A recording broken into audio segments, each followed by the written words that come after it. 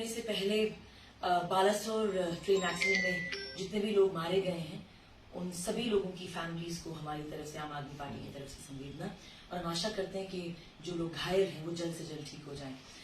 आप सभी मीडिया कर्मियों का आज की इस प्रेस वार्ता में बहुत बहुत अभिवादन। आज की प्रेस कॉन्फ्रेंस का जो मेन मुद्दा है वो वार्ड नंबर 6 कठुआ में की गई इलीगल डेमोलिशन के अगेंस्ट आम आदमी पार्टी की प्रवक्ता और पेशे से एक वकील होने के नाते कुछ कानूनी तथ्य मैं आप लोगों के समक्ष रखना चाहूंगी। तथ्य नंबर 1, 23 मई 2023 को जब कठुआ के एक व्यापारी जो हैं उनको section 7 subsection 1 of the control of building operations act 1988 के तहत एक शो कॉज नोटिस इशू किया गया। इस शो कॉज नोटिस में उनके लिए 2 या 3 चीजें कही गई, उनको क्लैरिफिकेशन देनी थी। सबसे पहले ये लिखा गया उस शो कॉज नोटिस में कि आपकी बिल्डिंग्स को सैंक्शन मिली है एज पर 2 ऑर्डर्स, 20 अगस्त 2020 का ऑर्डर और दूसरा 14 जुलाई 2022 का ऑर्डर। इसी शो कॉज नोटिस में यह भी स्पेसिफाई किया गया कि स्पॉट इंस्पेक्शन इंस्पेक्टर जो थे वो स्पॉट पे गए और उन्होंने ये देखा कि साइट प्लान जो अप्रूव था उसका उल्लंघन किया गया है और दूसरा 100% जो coverage of the land area है वो की गई है। इसी के साथ इसी शो कॉज नोटिस में उन्होंने 48 आवर्स का जो है टाइमिंग दिया और उसमें कहा कि आप एक्सप्लेन करें कि क्यों आपका जो अप्रूव साइट प्लान है उसका आपने उल्लंघन किया और उसी के साथ आपने बिल्डिंग नॉर्म्स का उल्लंघन किया।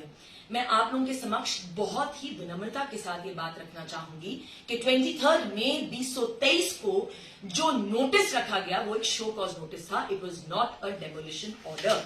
नेक्स्ट आ गया आपका तथ्य नंबर 2, 25 मई 2023 को इस नोटिस के अगेंस्ट जो थे पार्टी, जो अग्रीड पार्टी थी वो चली गई Jammu and Kashmir special tribunal.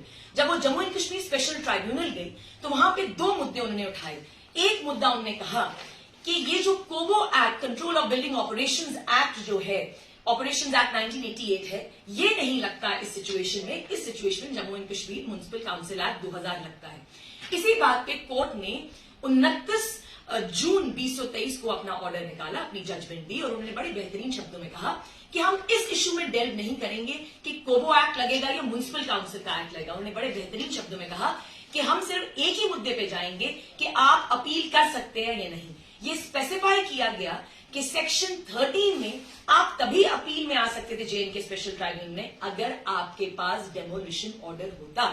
सबसे हैरानगी की बात यह है कि ये जज साहब का जजमेंट मेरे पास पड़ा हुआ है और इसके पैराग्राफ नंबर 4 में म्युनिसिपल काउंसिल और सीओ ने खुद कबूला है that there was no demolition order. I am reading out the statement to you.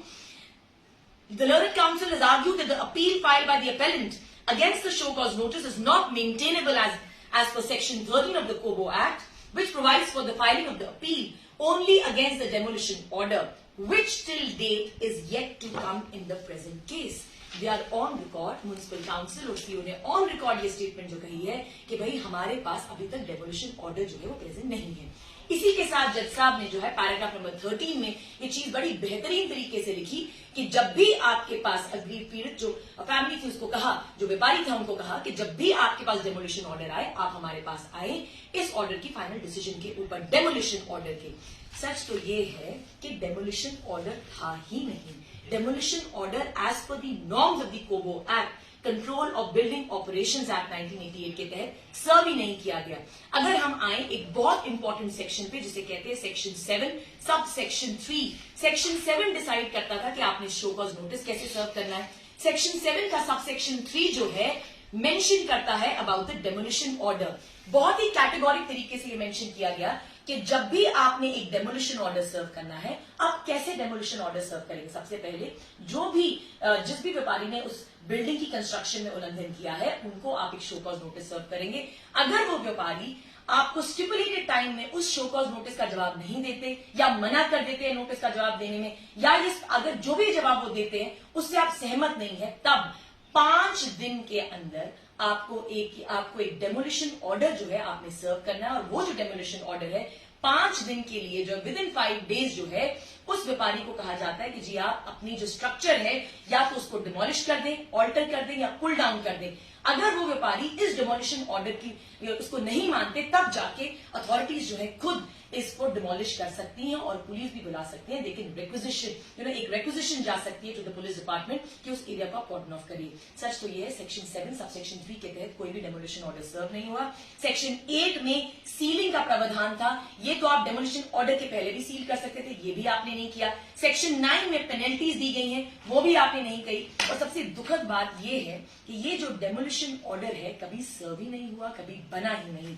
आपका चौथा और सबसे महत्वपूर्ण तथ्य, जम्मू एंड कश्मीर हाईकोर्ट में एक पिटिशन लगाई गई और अब ये पिटिशन 14 जून को डिसाइड होगी। जस्टिस राहुल भारती ने बड़े ही बेहतरीन शब्दों में कहा है कि हम डिसाइड करेंगे कि कोबो एक्ट लगेगा कि जेएनके म्युनिसिपल एक्ट लगेगा, मगर जस्टिस राहुल भारती को कहीं ना कहीं उनके संज्ञान में था कि कुछ गलत हुआ है, तभी उन्होंने सीओ को जो है समन्स का नोटिस इश्यू किया है और सीओ को अब जवाब देना पड़ेगा 14 जून को कि आपने डिमोलिश स्ट्रक्चर को किया कैसे और कौन से कानून के तहत। अंत में मैं आपको यही कहना चाहूंगी कि इस तरह की डेमोलिशन जो है आपके गंतव्य पे सवाल उठाती है। इस तरह की डेमोलिशन पे आप इंक्वायरी कमेटी बैठा देते हैं, बट अल्टीमेटली इस इंक्वायरी कमेटी को जो डायरेक्टर अर्बन लोकल बॉडीज ने 5 जून को गठित करी, 10 दिन में इसको अपनी रिपोर्ट देनी है, ये चक्रव्यूह के दायरे में है। सच तो ये है डिस्ट्रिक्ट एडमिनिस्ट्रेशन जो है अपना पल्ला झाड़ चुकी है ये कह के कि उनके जुरिस्डिक्शन में नहीं था।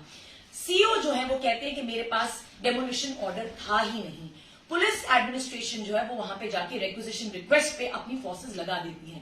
तो आफ्टर ऑल ये डेमोलिशन ऑर्डर जो है, ये जो डिमोलिश की गई स्ट्रक्चर जो है, कि क्यों किया गया, किस ऑर्डर के तहत किया, किसने किया, ये एक बहुत बड़ा चक्रव्यूह है। सबसे इंपॉर्टेंट आई थिंक एक बहुत ही हाई लेवल कमेटी जो है इसका गठन होना चाहिए and all the deputy commissioners जो यहाँ पे सर्व कर चुके, जब ये बिल्डिंग बन रही थी, जब सैंक्शंस अकॉर्ड हुए, डेप्यूटी कमिश्नर्स की जवाबदारी बनती है, म्युनिसिपल काउंसिल की जवाबदारी बनती है। All the members of the municipal council are answerable, norms को फ्लाउट किया गया है। डिस्ट्रिक्ट एडमिनिस्ट्रेशन और म्युनिसिपल काउंसिल दोनों की जिम्मेवारी बनती है, मगर सबसे ज्यादा जिम्मेवारी जो है कोबो एक्ट के तहत आपकी म्युनिसिपल काउंसिल की बनती है।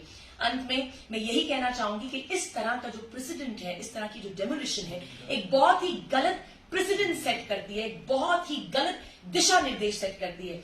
आपने इतना मेंटल हैरेसमेंट पब्लिक को दे दिया, आपका जो स्ट्रक्चर है वो बहुत रिस्की है, आपने इस तरह का मेंटल हैरेसमेंट, एक साइकोलॉजिकल हैरेसमेंट पब्लिक को भी दे दिया। आज कल को जाके ये केस विड्रॉ होता है या कोई मीडिएशन के साथ वो स्ट्रक्चर फिर से कंस्ट्रक्ट होता है, ये बात की बात है, मगर सबसे जरूरी बात है कि अगर बाद में ये मसला दबा भी दिया जाए तो ये डेमोलिशन किस बेसिस पे किया गया, इसे एलजी एडमिनिस्ट्रेशन को जवाब देना पड़ेगा। मैं सारी political parties, whether it is Congress, the BJP, जो भी पॉलिटिकल पार्टीज हैं, इन सबसे रिक्वेस्ट करना चाहूंगी कि आप अपनी सारी पॉलिटिकल एजेंडास को साइडलाइन करिए और ये देखिए कठुआ जैसे शांतिप्रिय एक शहर में कैसे आपने रातों रात एक डेमोलिशन कर दिया, वो भी कानून की अवहेलना करके। मैं एलजी एडमिनिस्ट्रेशन को बहुत ही संक्षिप्त शब्दों में कहना चाहूंगी कि तू इधर उधर की ना बात कर, तू बता के काफिला क्यों लुटा, क्या चीज हो गई कि आपकी रहबरी पे अब हमें जो है कोई उम्मीद नहीं है।